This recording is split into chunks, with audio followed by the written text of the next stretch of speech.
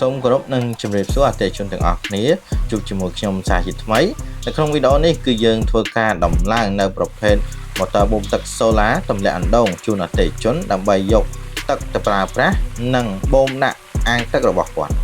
សម្រាប់ប្រភេទ motor បូមទឹក solar ដែលយើងធ្វើការដំឡើងនេះគឺវាមានកម្លាំង3សេស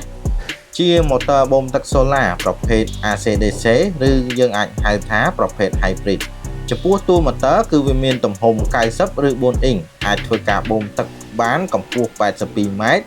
ជាមួយនឹងទំហំទយោទឹកចេញ60ឬ2អ៊ីងដែលយើងអាចបូមទឹកបានបរិមាណ20ម៉ែត្រគីបក្នុងមួយម៉ោង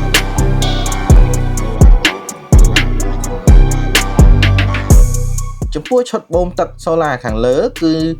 វាបានភ្ជាប់មកជាមួយនឹងទូភ្លើងដែលមានគុណភាពខ្ពស់បានដំឡើងរួចជាស្រេចពីខាងរោងចក្រផ្ទាល់និងមានភាពងាយស្រួលក្នុងការដំឡើងចំពោះការដំឡើងម៉ូទ័របូមទឹកនេះគឺយើងធ្វើការដំឡើងជាមួយនឹងផ្ទាំង solar Mark Negative កម្លាំង580 វ៉ាត់ចំនួន8ផ្ទាំងជាប្រភេទផ្ទាំង solar ដែលមានគុណភាពខ្ពស់ស្រូបពន្លឺបានល្អផ្ដល់ភ្លើងបានខ្លាំងនិងជាផលិតផលដែលមានគុណភាពខ្ពស់ស្របតាមស្តង់ដារប្រទេសអ៊ីតាលីហើយមានការធានាច្បាស់លាស់ពីខាងក្រុមហ៊ុន